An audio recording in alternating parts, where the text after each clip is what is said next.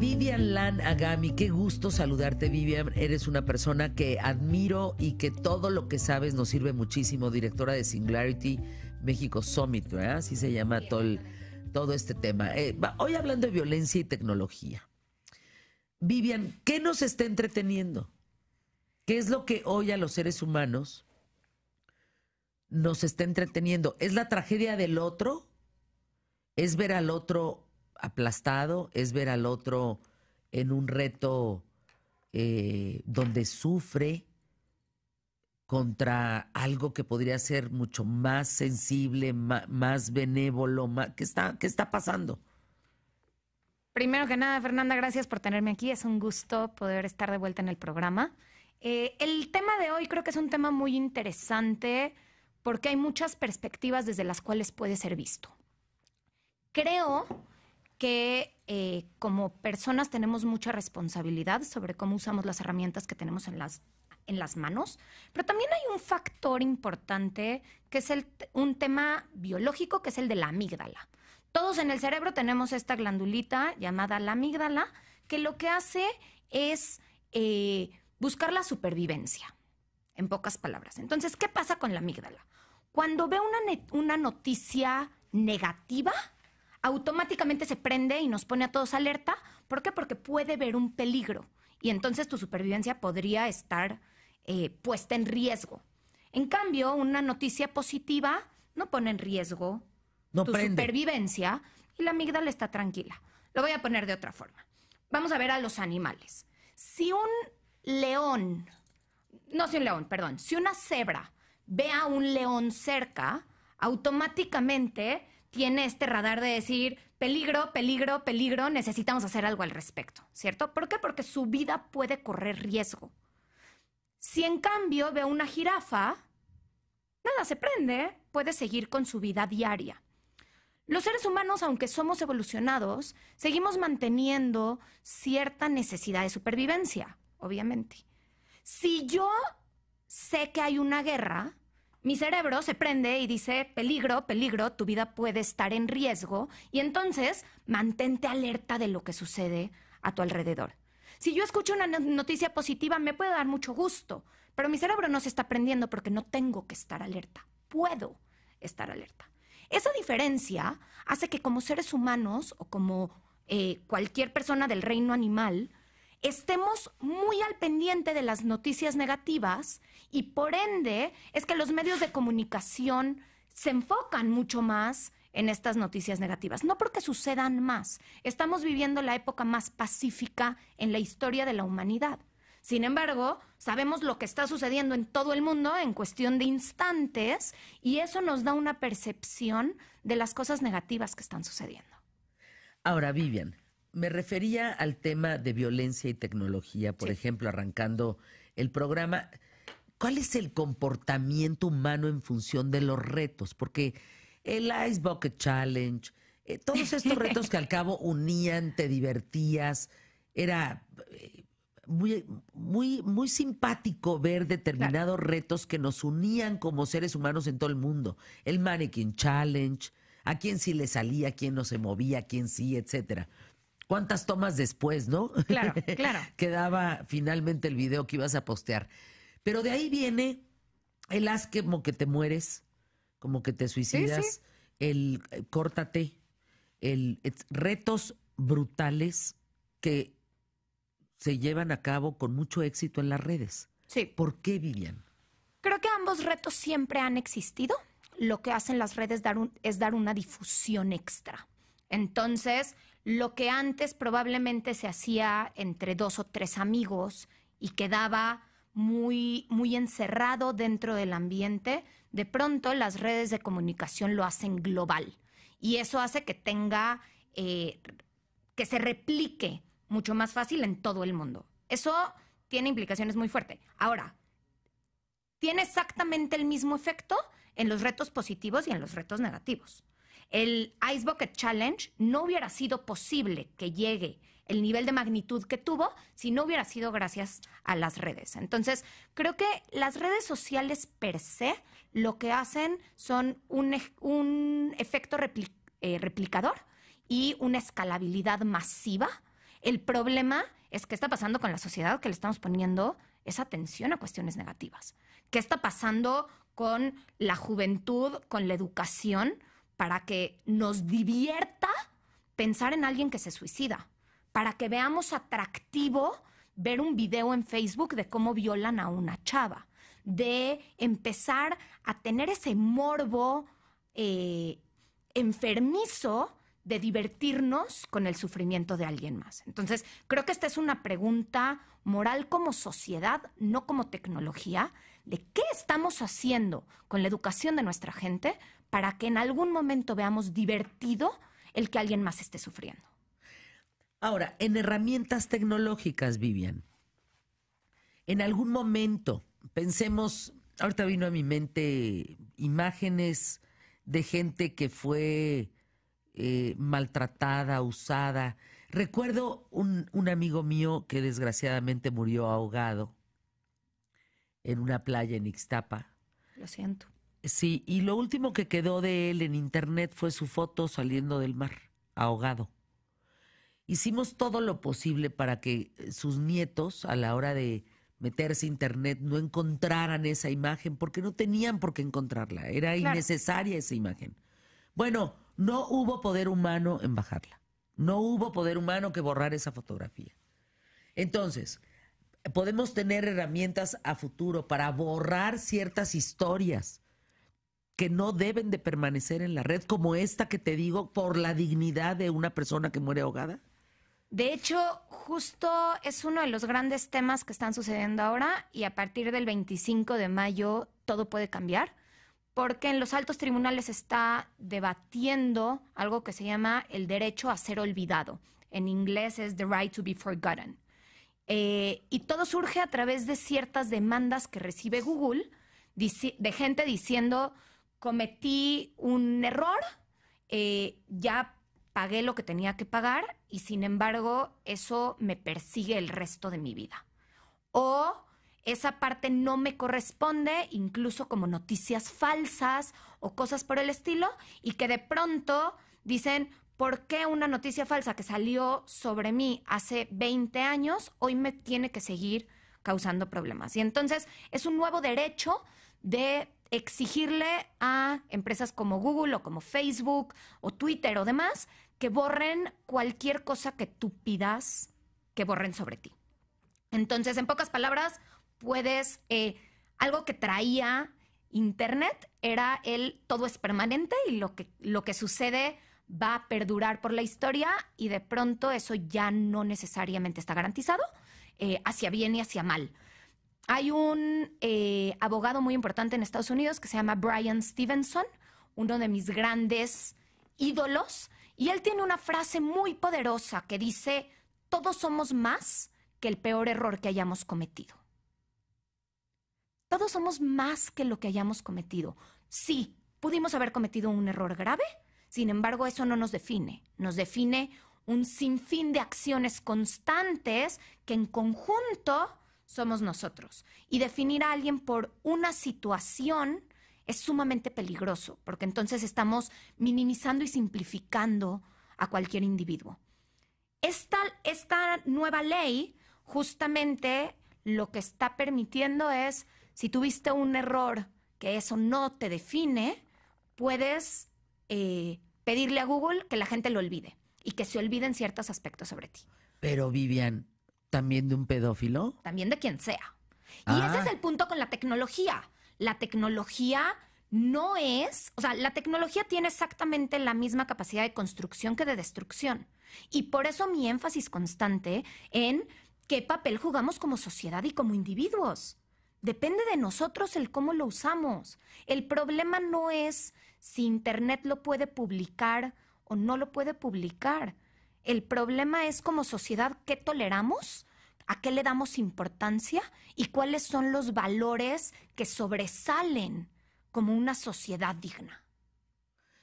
Vamos a una pausa. Vivian Lan Agani. ¿Dónde podemos localizarte, Vivian? Me pueden encontrar en Twitter, es @VivianLanAgami, mi correo vivian@vivianlan.com, o a través de la página del Summit, que es www.summit.org. www.singularitymexicosummit.com. En Twitter eres Vivian Lan Agami. Mi nombre con mis 2 apellidos. Lan Agami. Aquí estás. Directora de Singularity Mexico Summit. Correcto. Pausa, regresamos aquí en ¿Qué tal, Fernanda? Fíjense, gente como Rocío Pérez Soto. Dice, Fer, creo que para estar en las redes primero debes de tener una autoestima a prueba de todo. Si no te sientes seguro de ti mismo, te podría afectar. Mira, te dejo un ejemplo de mensajes que me han dejado en privado solo por haber emitido una crítica hacia determinado personaje. Dice, ándate con mucho cuidado, hija de puta, porque los accidentes pasan. Otra persona dice por acá, sí, yo he tenido experiencias extrañas en redes sociales, realmente no comparto datos, incluso el nick que uso no es mi nombre real, para que nadie me conozca en persona. Por otro lado, Stephanie Martínez dice, esto es un tema en casa con mi esposo de días atrás. Pues, ¿qué está pasando con nosotros? ¿En qué nos estamos entreteniendo, Vivian? O sea, ¿cómo estamos usando negativamente la herramienta de la tecnología? Claro. Las redes sociales, algo que logran es darnos una voz a todos, o por lo menos a todos los que estamos involucrados, que somos varios billones de personas o miles de millones de personas. El tener un beneficio tan grande como el tener una voz global y que quien sea pueda ser escuchado, viene con grandes responsabilidades. Creo que uno de los grandes problemas a los que nos enfrentamos es que estamos muy contentos de tener el derecho, pero no estamos dispuestos a asumir la responsabilidad que conlleva. Entonces, mal usamos las grandes herramientas con las que contamos en el mundo. Un ejemplo son las redes sociales. En el momento en el que nosotros tenemos la posibilidad de poner un tweet y que miles de millones alrededor del mundo puedan leer nuestros pensamientos, nuestras ideas, nuestros ideales, es sumamente posibilitador. Si lo usamos de forma equivocada, entonces es sumamente dañino. Necesitamos un llamado a la sociedad a tomar conciencia, a tomar responsabilidad y a usar correctamente las herramientas que nos han dado. Vivian, ¿cómo podríamos usar correctamente las redes? Es decir, algún día en un foro internacional donde me tocó dar una conferencia sobre este tema, yo ponía en la mesa, ¿podemos acabar con el hambre a través de las redes? ¿Podemos unirnos más en el mundo, globalizarnos más en los temas que nos interesan a todos, resolverlos? ¿Se puede? ¿O estamos tratando de ponerle moñitos y zapatitos a algo que no lo tiene? Sin duda se puede. No recuerdo si la vez pasada conté un poquito de mi historia, pero en 2011 yo estuve haciendo un proyecto de educación con arte en Kenia y justo sucedió la hambruna de 2011, donde durante 3 años no cayó una sola gota de agua. Uno de mis hermanos me habla por teléfono y me dice, Vivian, necesitamos tu ayuda. En la escuela de mis hijas pusieron una pequeña alcancía para que los niños donen algo de lo que llevan de su lunch para ayudar a la hambruna en África. Obviamente la cantidad de dinero que se está juntando es mínimo, cuánto lleva un niño para comprar su lunch, pero es dinero muy significativo, es un niño que decide no comer para que alguien más coma. Entonces, ayúdanos a encontrar algo que sea confiable, una organización local, te mando el dinero y por favor que se entregue. No hay nada más confiable que entregarlo uno mismo y entonces me fui a Nairobi y mandé un mensaje en Facebook diciendo, esta es la situación, esto es lo que está sucediendo, por mi posición geográfica yo me puedo encargar de que llegue a las manos correctas y si alguien quiere donar, ahí está el celular de mis hermanos. Mi meta era juntar, no sé, igual y 10,000 pesos o 15,000 pesos y dije, con eso puedo hacer una maravilla. Para no hacer la historia larga, a las 5 horas me despierta otro de mis hermanos gritándome como loco y me dice, Vivian, ¿qué demonios hiciste? Me dice, no han dejado de sonar los teléfonos, tenemos cientos de mails y empezaron a llegar sobres anónimos a casa de mis papás. Entonces, checa tu correo, porque seguramente también tienes muchos, y ve qué está pasando. Me pongo nerviosa y digo, esto se me está saliendo de las manos, me vuelvo a ir a Nairobi, checo mi correo y tenía 228 mails. Los primeros de amigos, amigos de amigos, amigos de la familia, y de pronto veo un correo que dice, quiero saber si tú eres la persona de esta cadena, vivo en Durango y te quiero hacer llegar el dinero. Y dije, a ver, No conozco a nadie que conozca a nadie que vive en Durango. Mi red personal no llega tan lejos. Y de pronto veo mi mensaje escrito en inglés y una persona de Vancouver preguntando cómo hacía transferencia bancaria. Para no hacer la historia larga, en 10 días juntamos $100,000, que hoy en día son casi 2 millones de pesos. Con eso pudimos hacer una misión médica con 6 doctores y todo el equipo médico para alimentación, comida para 20,000 personas, juntamos 57 voluntarios y se convirtió en una misión alimenticia sumamente importante en la región. Ahora, ¿qué es lo que sucede? Mientras el 1 a 1 es muy poderoso, el impacto es muy limitado, lo que hacen las redes sociales es escalar. Y un mensaje en Facebook le llegó a miles de personas en América, que le cambió la situación a miles de personas en África. Las redes sociales son una de las herramientas más maravillosas con las que contamos. Depende de cómo lo usamos. Y sí, es cierto, dentro de esta campaña también recibí mensajes de terror, de gente que me decía, y literal hay uno que se me quedó muy grabado, pero un mensaje privado que decía: Vivian, gracias a gente como tú, México está tan jodido. Y me quedé helada y decía, pero ¿qué estoy haciendo? Y me decía, porque decidiste darle la espalda a tu país para ayudar a alguien más. Eso es cuestionable, no considero que le di la espalda a mi país. Yo estaba allá y por ende hacía sentido ayudar una situación que en ese momento estaba bajo mis manos, pero el punto es, ¿por qué seguimos dividiéndonos en fronteras? Ayudemos al mundo, a quien tengamos enfrente, a quien podamos ayudar. Busquemos causas que nos enorgullezcan. Gandhi tiene una gran frase que dice: sé el cambio que quieres ver en el mundo. Y me voy a llevar esto a un extremo gigantesco. Pero ¿cómo podemos protegernos realmente poniéndonos en los zapatos de la otra persona? Hablamos, por ejemplo, de toda la prostitución que hay en internet y de pronto como las fotos de una chavita que probablemente le mandó a su novio y el novio en cuestión de venganza las divulga y todos hablamos de pobre chavita, pero le damos ¿cuántas personas y sobre todo del sexo masculino no mandan en sus chats de amigos cientos de imágenes de mujeres en pornografía? Que al no conocerlas es irrelevante. Todas ellas son madres o hijas o hermanas o amigas de alguien más. No estés dispuesto a mandar algo que no te gustaría que manden de ti o de uno de tus cercanos. ¿Qué significa bajo este contexto me dejaste en visto? Es decir, ¿estamos dejando al mundo en visto sin hacer absolutamente nada? ¿Estamos permitiendo las 2 palomitas de ya te leí, pero sin comprometernos a una respuesta congruente? Porque a mí sí me gustaría que aquellos que ofenden, en todos sentidos, recordaran que tienen una mamá, un papá, seguramente sobrinos, hijos, primos, tíos, una familia. Y que su familia se vería profundamente afectada en una circunstancia de esta naturaleza. Entonces no hay empatía. Justamente creo que tenemos que trabajar mucho más en una sociedad amorosa, en una sociedad empática, en una sociedad que esté dispuesto a ver al otro como a sí mismo y que pensemos 2 veces me gustaría estar en su lugar.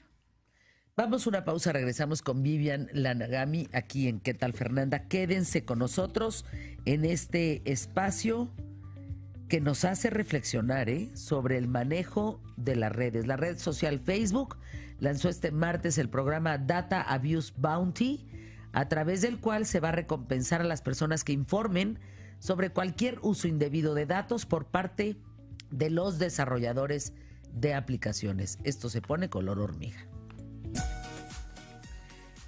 ¿Se ha incrementado la violencia tecnológica en los últimos años, Vivian Lanagami? Por supuesto que se ha incrementado porque se ha incrementado la tecnología y por ende se incrementan todos los efectos que esta genera, tanto violentos como pacíficos. ¿Cuándo un texto, mensaje, correo, meme, avatar posteo se vuelve violencia tecnológica. Uf. No existe una definición preestablecida a nivel global. Los diferentes sectores, los diferentes países tienen distintas definiciones. De hecho, uno de los grandes temas ahorita en la Unión Europea es cómo podemos sacar una estadística de cyberbullying cuando cada país lo considera otra cosa. Entonces, no estamos comparando peras con peras y manzanas con manzanas. Creo que sería muy importante el encontrar definiciones mucho más universales. Sin embargo, creo que la violencia tecnológica podríamos considerarlo cualquier acto de violencia que utiliza la tecnología, ya sea para su ejecución o difusión. La violencia tecnológica se ejerce hacia los hijos a través del acoso, del monitoreo de redes sociales personales, pero también del control de llamadas, de qué datos, qué mensajes, qué publicaciones, quién es tu lista de amigos. ¿Qué ves en los chavos, Vivian, hoy en día? ¿Qué los entretiene? ¿Subir 150 posteos en Snapchat es un ser sociable? O sea, ¿qué es para ellos? Hay una ponente que da pláticas extraordinarias. Ella se llama Paula Sen, es mexicana que vive en Nueva York y habla justamente de cuáles son los mecanismos de comunicación de la generación Z en el mundo digital. En realidad, creo que tenemos que entenderlos para poder entonces tanto hablar con ellos como poder tomar una postura sobre sus mecanismos. Definitivamente la generación Z se comunica total y absolutamente diferente a cómo se comunican los millennials o la generación X. Y es nuestra responsabilidad empezar a entender esos mecanismos de comunicación porque también tiene cosas increíbles. La generación Z es una generación que busca mucha más honestidad en la comunicación. No soporta las letras chiquitas, no soporta sentirse engañado, no soporta esos contratos ocultos y entonces están dispuestos a no utilizar una red social porque no están de acuerdo con la filosofía que está detrás. El caso de Facebook. Facebook cada vez tiene menor integración a las nuevas generaciones porque hay muchas letras chiquitas que no están dispuestos a aceptar. Entonces, creo que antes de definir si está bien o está mal la forma en la que se comunican, tenemos que entender el por qué se están comunicando como se están comunicando y qué beneficios les está trayendo que tal vez no estamos viendo desde afuera. ¿Y qué ves? La verdad es que tengo que admitir, estoy crónicamente enferma de optimismo y me fascina hacia dónde ve el mundo. Entonces, sí veo una generación mucho más comprometida con causas en las que cree. Y lo vimos, por ejemplo, en el temblor en la Ciudad de México durante septiembre. Es una generación que no se va a involucrar en cualquier cosa y que muchas cosas las pasa desapercibidas, pero cuando hay una causa que le interesa, se compromete en cuerpo y alma, y eso es maravilloso. Veo a una generación con muchos ideales más allá de la cuestión económica o material, que creo que es increíble y le da pie a una sociedad de compartir. Estas economías compartidas creo que son muy posibilitadoras. Veo una generación que busca una comunicación mucho más honesta y no tan disfrazada. Y creo que eso también trae un horizonte que vale la pena explorar. Vivian, ¿qué pasa con la información de nosotros personas? Con este Cambridge Analytica, con este asunto de Facebook, Mark Zuckerberg no debe de dormir hace varios días. Ese hombre está furioso, con toda la razón. Se le fue de las manos un candado importantísimo. Claro. En la elección de Trump, pues completamente sesgada frente al uso de datos personales a través de esta red. 50 millones de usuarios que les bajan su información para usarla. Es un caos, ¿eh? Claro. Es un caos. Viene una elección en México, Vivian. Sí, y de hecho el INE ya anunció esta alianza con Facebook para proteger las noticias falsas, supuestamente. Entonces, tratar de evitar que dentro de las elecciones de México haya todo el tema de fake news o noticias falsas. Nuevamente, ¿qué pasa? La información depende de cómo la utilizamos. El tener mayor información creo que es muy importante para poder tomar mejores decisiones. ¿Por qué? Una decisión es tan acertada o errónea conforme a las circunstancias de ese momento. Si ciertas variables cambian, las decisiones deben cambiar conforme a las variables. Eso implica que tener más información nos permite tomar mejores decisiones. Ahora, y me voy a ir un poquito a la educación. La educación hoy en día tiene un reto gigantesco porque antes la educación era la información. Una persona que tenía mucha información o mucho conocimiento era una persona bien educada y culta. Hoy en día necesitamos enseñarle a los niños y a la gente en general una habilidad muy importante que es el detectar fuentes confiables, el detectar si la información que estamos recibiendo es cierta o no, el tener criterio y análisis, y eso no es tan sencillo. Antes, si estaba escrito en una enciclopedia, era real y nadie se lo cuestionaba. Tan sencillo, claro. Hoy en día tienes cientos de fuentes, algunas de ellas muy confiables y otras no tanto. Y sí, no todo lo que te llega por WhatsApp es cierto, no todo lo que te llega a tu correo es cierto.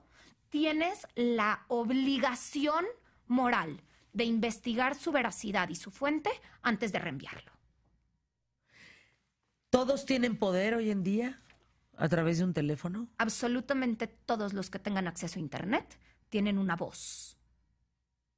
¿Y qué significa eso? El poder que te da la voz es gigantesco. ¿Por qué? Porque tienes el poder de que todos te escuchen. Tienes la responsabilidad de cuál es el mensaje que dejas. ¿Todos estarían preparados para justamente alzar su voz? Definitivamente no. Y nuestro trabajo como sociedad es prepararlos, no limitarlos. Porque si no, no vamos a ver un progreso. ¿Debe o no de existir privacidad en nuestros teléfonos? Sin duda debe de existir privacidad y creo que tenemos que definir mejor el qué es privacidad. Porque de la misma forma que todos tenemos el derecho de la privacidad, también esa privacidad se puede utilizar de forma correcta o incorrecta. La transparencia implica soltar un poco de nuestra privacidad. Y creo que la necesitamos y como país la necesitamos. ¿Por qué? Porque en el momento en el que soltamos ese poquito de privacidad para poder ser transparentes, podemos combatir temas como la corrupción. Si todo es privado, entonces nadie sabe lo que sucede o deja de suceder. ¿Qué soltarías de ti, Vivian, en una red? Tengo que confesar que le tengo muy poco aprecio yo en mi persona a la privacidad. Creo que el poder tener una comunicación abierta, totalmente transparente, es lo que realmente nos va a poder ayudar a vincularnos los unos con los otros. Y trato de tener mucho más cuidado con ser el ejemplo de persona que quiero ser que con cuidarme al respecto. Creo que sin duda estamos expuestos a que gente lo malinterprete y ahí hay un tema muy fuerte como sociedad de creer cualquier cosa que ves solamente porque la viste, pero también creo que estamos muy acostumbrados a hablar de quiénes queremos ser y no necesariamente de ser con el ejemplo, ¿no? quienes decimos ser. Entonces, creo mucho en juzgar a las personas no por un acto, sino y juzgar en el sentido positivo de la palabra, no como un juicio, sino como un conocimiento, el conocer a las personas de manera integral, el no quedarnos con una sola historia. Voy a citar a una última persona, que es una gran escritora que se llama Chimamanda Adichie, si no me equivoco es de Nigeria. y tiene una plática maravillosa en internet que se la recomiendo a todo el mundo, que se llama El peligro de una sola historia. En inglés es The Dangers of a Single Story. Conocer una situación, conocer a una persona, no es solamente conocer un aspecto de ella, sino estar dispuestos a conocer todo lo integral que implica la persona, la sociedad o la situación. Juzgar a Estados Unidos por un libro de un asesino serial, no podemos decir que todos los estadounidenses son asesinos seriales. Juzgar a México por una situación de narcotráfico, no podemos pensar que esa es la realidad de nuestro país. Es un aspecto terrible que tenemos que manejar, pero eso no nos define. Para despedirnos, ¿cómo hay gente que me escucha, adolescentes, señoras, que en su grupo de amigos, en su cercanía, en su familia, han sido difamados, desprestigiados, linchados a través de sus seguidores, de sus redes? ¿Existe forma de combatir esto? Como comentamos, a partir del 25 de mayo, y ahí vamos a empezar a ver qué sucede con esto del derecho de ser olvidado. Es una fecha importantísimo, el derecho de ser olvidado, ¿eh? Pero también quisiera generar un poco de conciencia. Es demasiado fácil apretar el botón de enviar. Pensemos 2 veces antes de enviar cualquier cosa y pensemos en el efecto que esto va a tener y si nos va a ayudar a construir un mundo mejor para mañana. Gracias, Vivian. Gracias por estar con nosotros aquí en los micrófonos. Vivian Lana Gami, directora de Singularity México Summit.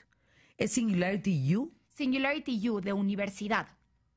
Es la Universidad Singularity. México Summit. Gracias por estar con nosotros. Regresa pronto. Gracias a ti, Fernanda. Será un gusto.